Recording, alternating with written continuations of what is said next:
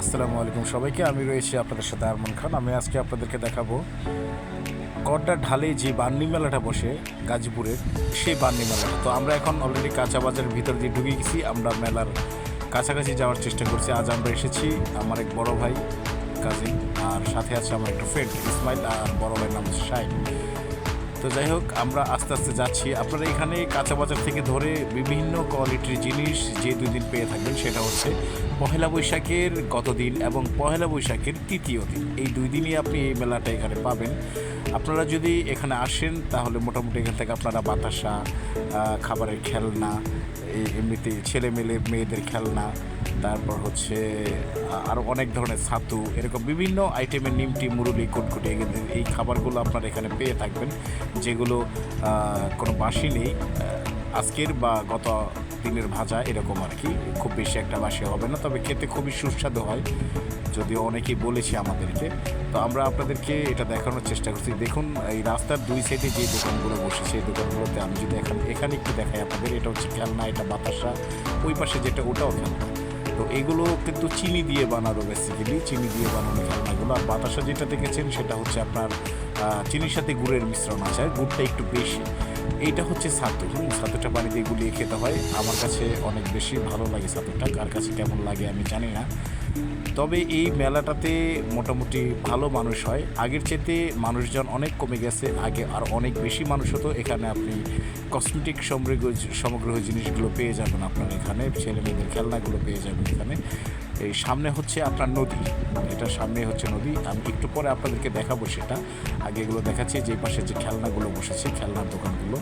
এই খেলনার দোকানগুলো থেকে আপনার বাচ্চার জন্য আপনি খুব সুন্দর সুন্দর খেলনা কিনে নিয়ে যেতে পারবেন, তবে খুবই কম দামে আর কি। এখানে মোটামুটি অনেকটা দাম কম। এই যে দেখেন, আমি প্রায় নদীর কাছাকাছি চলে এসেছি। এখন যেহেতু পানি নেই, আমি আপনাদেরকে পানিটা দেখাতে পারবো না। সামনে দেখতে পাচ্ছেন আমার বন্ধু ইসমাইল কোমরা হাট দিয়ে খুব একটা মানে পাড়ে হাঁটছে, মনে হচ্ছে মেলাটা ওনার নিজের, এরকম একটা। যাই হোক, ওই সামনে যেখানে দেখতে পাচ্ছেন একটা বিল্ডিং হচ্ছে, সেখানে পানি থাকতো, এখন ভরাট করে ফেলেছে।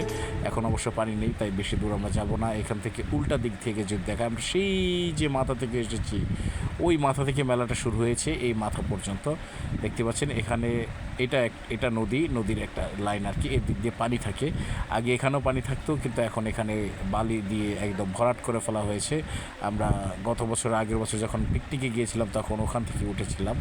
তো চলুন আমরা তাহলে মেলা থেকে এখন বেরোবো। আপনাদেরকে মোটামুটি দেখানোর চেষ্টা করেছি, জানি না কতটুকু আপনাদেরকে দেখিয়েছি আমরা।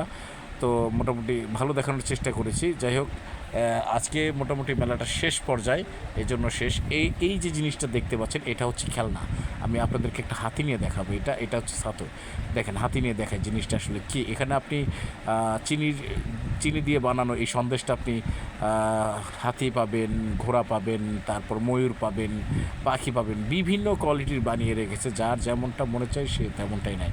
এই যে এখানে বাতাসাগুলো গুড় দিয়ে বানানো, বাতাসাগুলো খেতে আমার কাছে খুবই ভালো লাগে, আশা করি আপনাদের কাছেও ভালো লাগবে।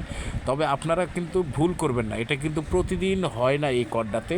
এটা শুধু হয় পহেলা বৈশাখের গত দিন এবং হচ্ছে পহেলা বৈশাখের তৃতীয় দিন। তো এখন আমরা মাঠা খাবো। মাঠাটা কীভাবে বানাই সেটাই দেখাচ্ছি। এই যে মাঠাটার মধ্যে বিট লবণ দিয়ে, মেডিসিন দিয়ে বানানো শুরু। ব্লেন্ডারটা আমরা আপনাদেরকে দেখালাম না, যে কোনো কারণবশত একটু প্রবলেম হয়েছিল আমাদের ক্যামেরাতে। তো মাঠাটা বানানো শেষ হয়ে গেছে, এখন মাঠাটা আমাদেরকে দিবে, আমরা এখন মাঠাটা খাবো। তো খাবার এটা আপনাদেরকে দেখাবো না। সবাই ভালো থাকবেন।